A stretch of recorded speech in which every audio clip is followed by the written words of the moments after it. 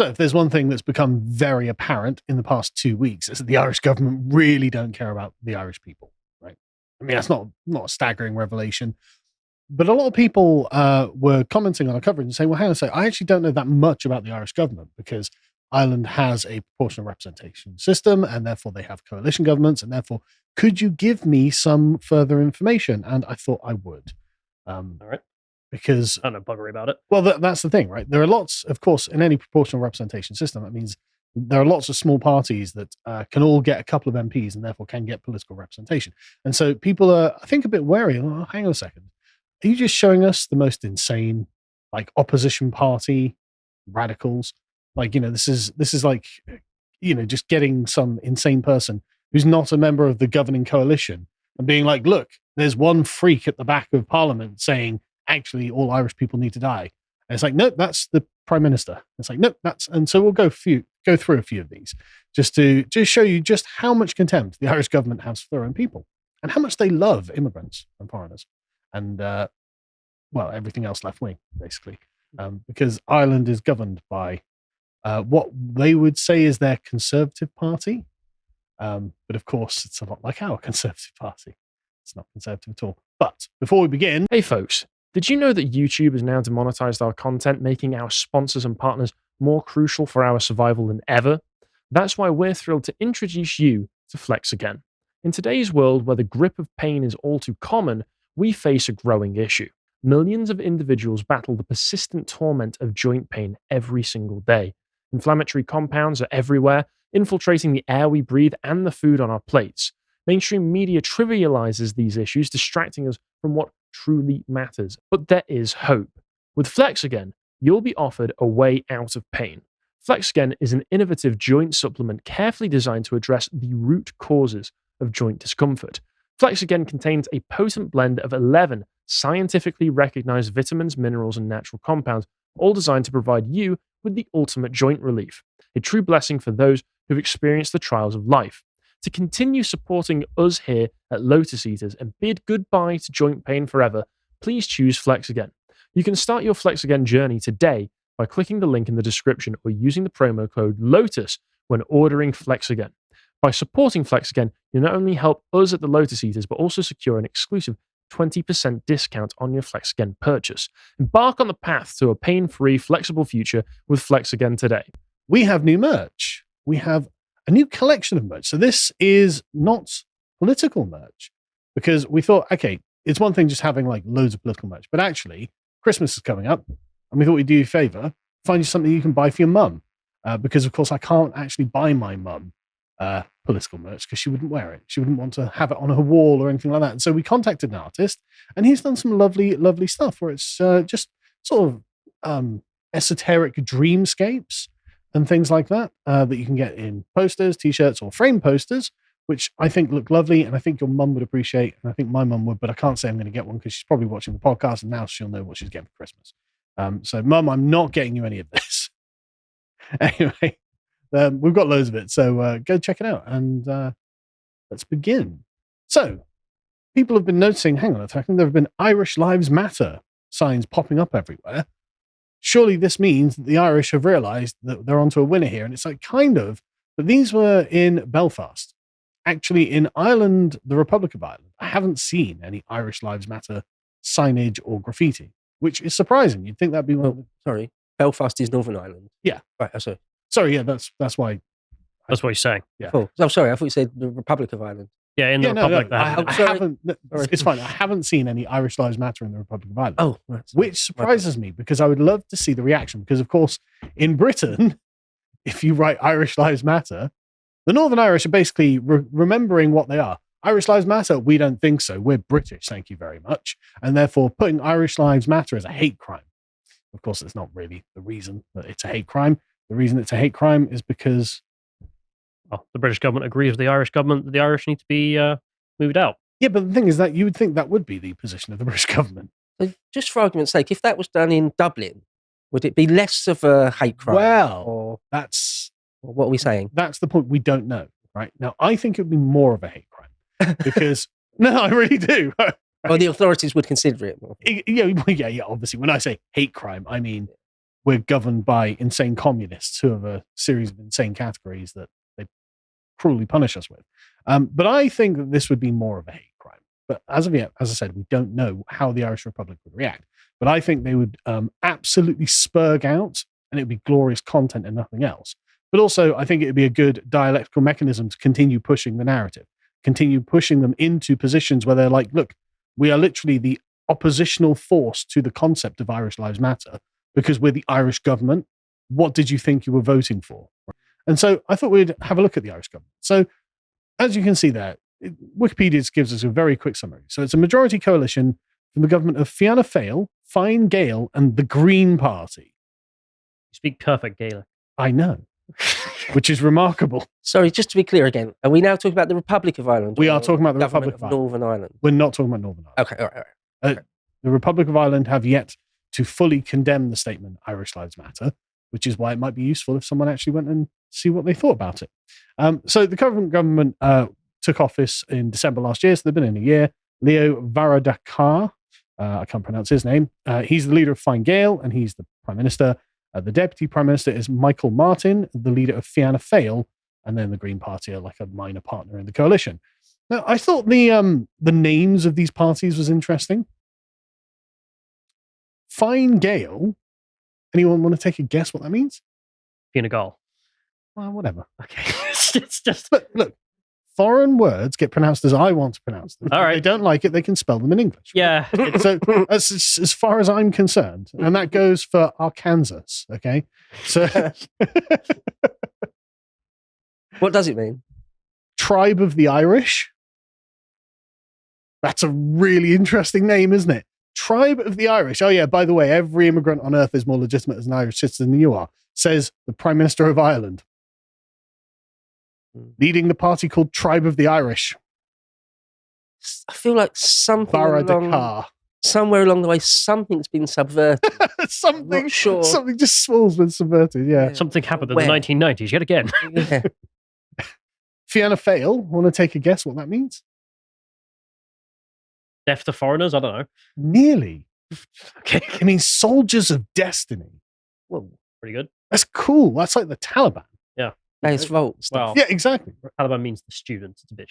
Okay, but it sounds like the sort of thing you get out of the Muslim world, right? Yeah. You know, the sword of Allah or the soldiers of destiny. Actually, they're really, really unimpressive, and it's kind of embarrassing that they've got such a cool name. Like, imagine if the Labour Party literally came out and called themselves the Crusaders or the Templars or something. You know, you'd be like, yeah, but you're awful. And the Green Party obviously means communism. This is purportedly a centre-right coalition, according to Wikipedia, which is just mind-boggling what the centre-right can be considered to be consisted of at this point. For example, I mean, Leo Varadkar, do we need any more on this? Like, he literally said, migration should be seen as a good thing for Ireland, says the Tribe of the Irish leader, Prime Minister of Ireland.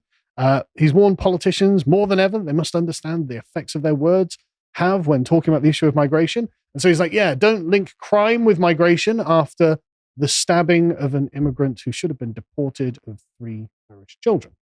It's the classic thing, isn't it? Don't notice reality. Yeah. Yeah. And Well, why would you need to plead for people not notice? Yeah. If it wasn't real. it's really weird, isn't it? It's like he's not pleading with, you know, people like not to notice that Martians are taking up all the housing like places or something like that. You know, Please do not link Martians with house crisis. yeah, exactly, right. That he doesn't need to do that because there's just simply nothing there to link. So why does he need to do this? Well, and the thing is, what I like about this is like this is actually really retrograde, right? This is what I love about Irish politics. I'm you know not particularly familiar with it, but obviously I've been researching it in order to be able to understand what's going on there. And what I love about Irish politics is that they're literally about 5 years behind everyone else. Like it's like going back in time, right? Don't link crime to migration. Like I looked at this woman the other day who she's like, oh, you know, every migrant is welcome here. And I just looked at her bio and she's literally got feminist written in her bio, like it's 2016. It's like, what are you doing? That's embarrassing. I doubt Jess Phillips even has feminist in her bio. Like cringe. You know, you may as well just say man hater. She is, of course, single and childless. So anyway, many such cases. But this is what I mean. Like these guys seem just like 5 years behind the times because like Sweden, Well, they're like, well, actually, there is something to do with migrants and crime. And of course, the French Macron came out and was like, yeah, Danish, the Dutch. yeah, the Germans even are like, the German police are even like, yeah, it seems to me there is a kind of linkage with migrants and crime. But the Irish Prime Minister in his time warp is like, oh, no, we've got to the point where we say that we don't link migrants with crime. Okay, well, it's just going to keep getting worse until eventually 5 years down the line, you'll be like, yeah, okay, we can't really deny it. Anyway, of course, you've got the leader of this one's the Soldiers of Destiny, Fianna Fáil. Please don't weaponize immigration. Okay, Mr. Soldier of Destiny, let's hold it together, shall we? It's embarrassing. This was in regards to Ukraine last year, but as you can see, it's the very same message. It's the one uniparty message that all of the Irish parties have. We're pro-migration. Anyone who says anything about migration is bad. Now, he had to come out and be like, yeah, okay, so there is actually a kind of point of political realism, which is the budget. Sometimes you have to add up numbers in a government, and sometimes those numbers go up. And so you have to explain why those numbers go up. And if you bring in 140,000 people who are disproportionately taking from the public purse, sometimes you have to explain to people why that's happening. And then you get called a racist. He came out and said a very, very reasonable and placid thing. A very, very significant increase in population is likely to result in a challenging budget. Why? Great question. I thought they paid more taxes than they take out. I thought the it was budget our should strength. be fine. Yeah. I thought it was nothing but good. I thought they were all consultants for the health service. Yes. Doctors, lawyers, net taxpayers. There's going to have a surplus of doctors. Yes. It's not- Loads of doctors running around performing impromptu surgeries on the streets of Ireland. I hear that you can crash your bike and you'll be fixed before the ambulance even arrives now. And so anyway, he, of course, got lambasted for this in this article and in others. He is trying to convince us that economic hardship of people is not due to the gross failures of the government, but population growth.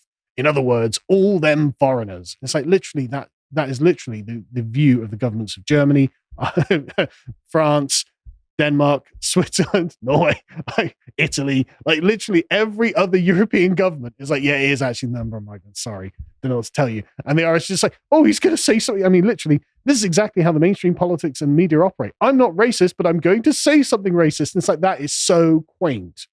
You know, can you say that in an Irish accent? I can't do Irish accents. I can't either. But it is so like 2013 again. It is. It's like you can't vote for Brexit. Yeah, exactly. It's Shut like you are up. so far behind the curve. I love it.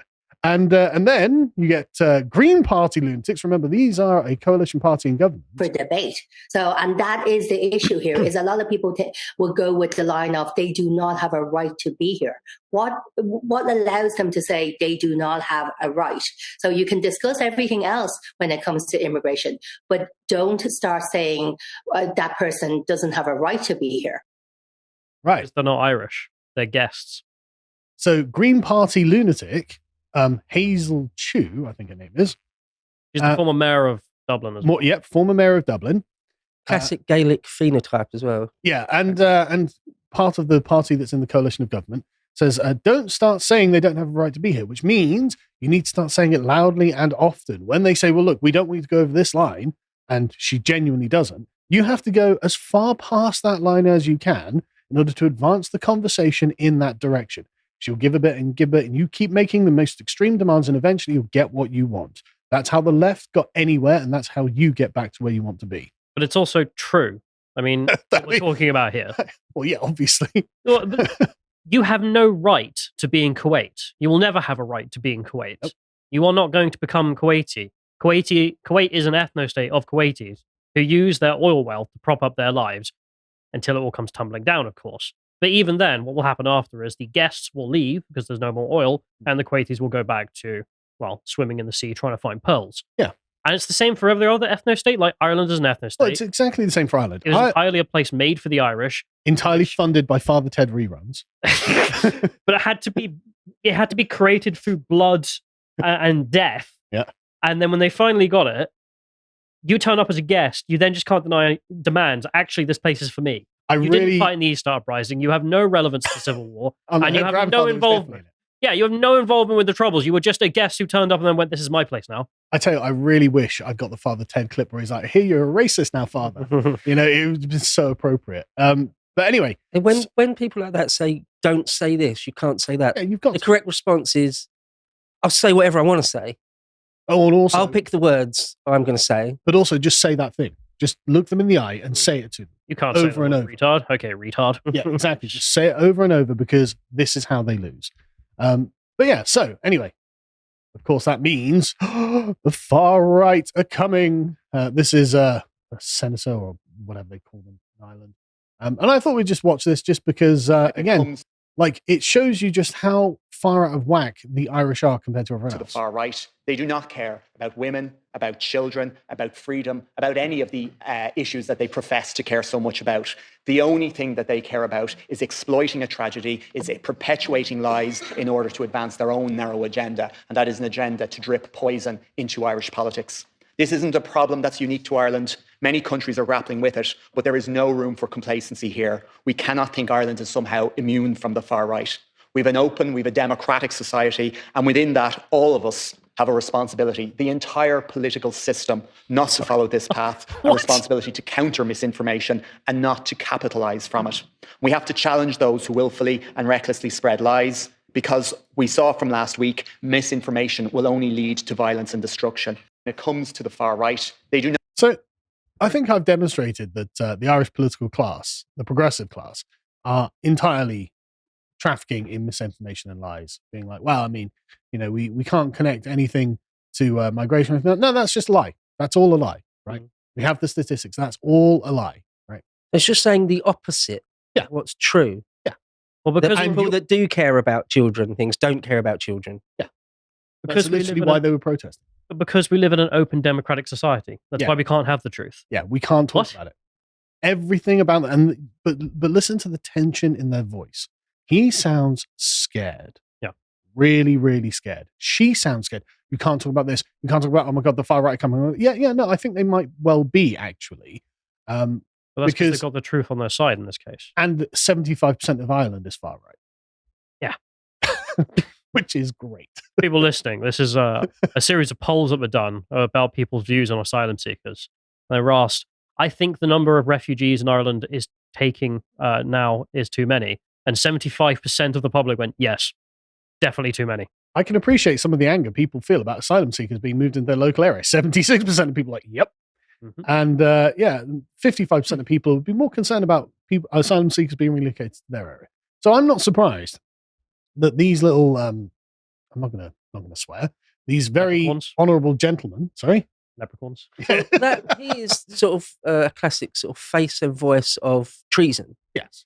I think it's for smaller countries, somewhere like Holland or Ireland, because their population isn't that big. It's only a few million. 5 million. So that's really small. Yeah. I mean, London's like 4 times that on its own, for example. Yeah, great. So I think for smaller countries like that, the amount of mass immigration to the point of demographic change is even more accelerated, even more egregious. Oh, yeah.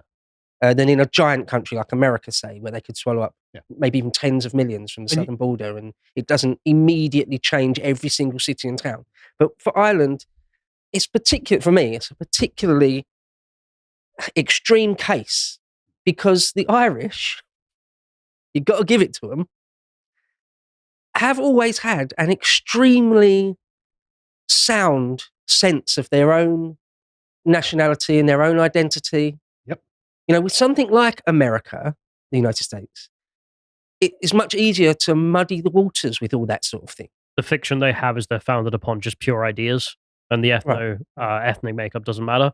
Whereas Ireland is founded on, well, ethnic consciousness, nothing else. Right, yeah. There's nothing else whatsoever. I mean, even with England, even though it's a nonsense argument, there is that that snake-like argument of, well, you had the Roman immigrations, you had the Vikings, you've had the Normans. You're all immigrants. We're all immigrants, aren't we? Okay. None of that works for Ireland. Yeah, they don't. None of that works for Ireland. They're very, very, very much the English their used own to come strong. here. Why can't everyone else? to try and make the argument that you just should have endless immigration from everywhere in the world. You end up sounding like Cromwell. It's incredible that that it's happened there. And you can't guilt them in saying, yeah, but this is payback for your empire. No. Exactly. Ireland didn't have it. None of this works in Ireland. Yeah. This is why the Irish should literally be rallying. In fact, John, I forgot to get up the Irish Freedom Party. Can we pull that up? Because I'd like to take a look at their manifesto in a minute. But anyway, moving on. Irish Freedom Party. Irish Freedom Party, I believe. Sound like our guys, right? I don't know anything about them. Well, I thought we'd look at their manifesto in a second. I don't know. I've been talking to some people who reached out just to try and educate me a little bit on Irish politics. And there's like 3 parties who are small, who are somewhat trusted, because none of the major ones apparently are. Yep. And the Irish Freedom Party is the major one, it seems. Right, okay. The other major one sort of went through a bit of a weird session recently with Leprechaun Hitler, which is a story for another time. Apparently that's a real thing in Irish politics. Heard of this before. I just hope Conor McGregor makes his own party. Well, that's storms to power, or joins an existing one that's good. But I've been it'll take a second. But anyway, I'll carry on with other bits first. So you see, there are more protests in Dublin because, of course, they're not being listened to by the political class. And when the political class get wind of this sort of thing, they have some very highly strung responses. For example, I mean, okay, you see lots of people protesting that they're not being listened to, and you think, well, we're an open and inclusive democracy. That's why these guys need a good beating, right? I mean, it's literally beat the protesters. Honest, decent beating. And I'll be blunt about it. You probably cannot say that, but I'll be blunt. That's what people want to see. They are fully in support of the Gardaí and feel that the only response that people involved in this sort of criminality and writing understand is a good, honest, decent beating. And I'll be blunt about it. Scumbag. You probably cannot say that. So really. They just need a good beating, which, I mean, honestly, what I love about the Irish political class is that the political ineptitude that they demonstrate. Like, there's no way Jeremy Corbyn would come out and say this, right? He obviously thinks it. Obviously he thinks, God, if only I could just line them up against the wall and have them, obviously thinks it, but he would never say this because he's a lot more politically savvy. He realizes that if you're going to be an extreme left winger, you can't actually be like, hey, you know what the Soviet Union did, right? Kill everyone. You can't actually say that. But if you were in an Iraqi republic that's just been set up, they do say mental stuff like that. Yeah. When you're a short-lived nation. Yeah. And when you're kind of in the backwater of international politics and do whatever you want. Exactly. No one's really paying attention. You've kind of got the political system in your little country sewn up. You can say things like this. You can get worse, in fact. You can have one councillor. This is from the Fianna Fáil party. So again, part of the governing coalition, right? It's like, yeah, you know what? I would actually like to see them shot in the head or beaten by the public until they die. How is that possible? Well, that you can say that. Now, I can see why you would say that because, of course, he is. His name is Azad Tulukda, average Irish surname, right? So if you're like, these anti-immigrant guys, I kind of wish they were shot in the head or beaten until they died. So that I can kind of understand how he gets to that point. What I can't understand is why he doesn't get kicked out of the party. Fianna Fáil will engage with him because that was totally inappropriate. That should be political career over. It should be thrown in a cell. Are you kidding me? Yeah, I mean, you could say, well, hang on a second. I'm using the charisma of your elected office to incite violence against members of the public who were protesting there was a murder. That should be some kind of incitement to violence charge, you would think. But of course, he's a member of the governing coalition party. So nothing will happen, right? Because that's how these things work. That's how the left works when they're in power. He wants to kill the marginalized. That's why it doesn't have an effect. He literally is punching down, we are told. But yeah, he will be engaged with, according to Fianna Fáil, one of the governing parties. And of course, why does he want to do this? Well, remember, the Irish have white privilege. Now, this is a person who's not from the governing party. But, during that oppression, we still maintained our invisibility cloak of white privilege. I'll start that again just so you can get the full context, because that is just gold. This isn't one person. This is a compilation we played yesterday, which is just all throughout the 2020s. Yeah. Every politician talks about they hate white people. But just want to go While it's true that the Irish have known a fair share of oppression, the reality is during that oppression, we still maintained our invisibility cloak of white privilege. Right. So that is literally the Robin DiAngelo basic bitch. Oh, actually, this is white privilege narrative. So this has come from America. It has installed itself like a brainworm in the Irish politicians' minds because they're obviously not the best and brightest and think that they have some sort of privilege and therefore importing mass numbers of third worlders in order to say, look at those people who are serving us our pret. This must mean that in the 1922 or the 1917 uprising, we had white privilege. Embarrassing. Absolutely embarrassing. It makes Irish politics look like, honestly, student politics. That's what this looks like. Really embarrassing student politics. But there's, like, as you said, this compilation has been going around a lot. And it just shows a general hatred and contempt for the Irish people. They genuinely hate them. They genuinely want to shoot you in the head or give you a good beating or whatever. They want you to shut up. They don't want you to cross certain lines that would be in your own self-interest, right? So as far as the Irish government are concerned, Irish lives do not matter. I don't think there's any question of it. Entirely true. It seems I had nothing to say because indisputable, it's just evidential. Sorry. I know that that makes me a conspiracy theorist, Ian Collins. But, you know. Conor McGregor for president. Yeah. Have Keith. Oh, yeah, sorry. Run their home office or something. Quick thing. I thought the Irish Freedom Party, I think, looks pretty good. I had a look at their website. And where's the... for some reason, the website takes ages to load, right? But Fix your website, Irish Freedom Party. Fix your website so I can quickly go and look at it on the podcast. Thank you very much. Honestly, there's no excuse for this, but they're just too popular. They're just too popular. Again, just to reiterate a point I was making earlier, the sense of and the history, the tradition of Irish nationalism, yes, until just a few years ago, like the rest of the world, seemed so strong, so strong. And now, sort of, with very few parallels, that sort of strong. Yeah. And it seems to have been fairly effortlessly subverted inside out, right? I get the feeling it's because it was just taken for granted. Well, of course, the Irish government is going to look out for Irish interests. Obviously, I don't need to think about politics. They're literally the guys who were excusing our terrorism. That's how much they were on our side. Exactly, and not now. But I really like these guys. Exit the EU, preserve free speech, reestablish independence, stuff like this. These guys seem like pretty decent chaps.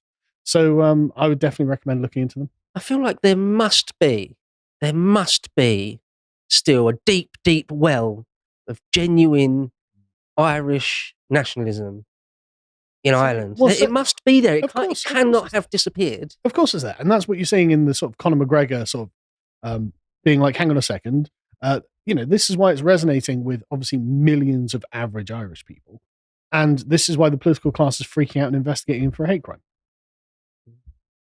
If you appreciated that episode from the podcast of the Lotus Eaters, you can go to lotuseaters.com to get access to all the premium content that's on the site, such as the Epoch series, this episode on King Henry II. If you'd like to find out what else is being put out, you can follow on Twitter at lotuseaters_com on Twitter. Thank you and goodbye.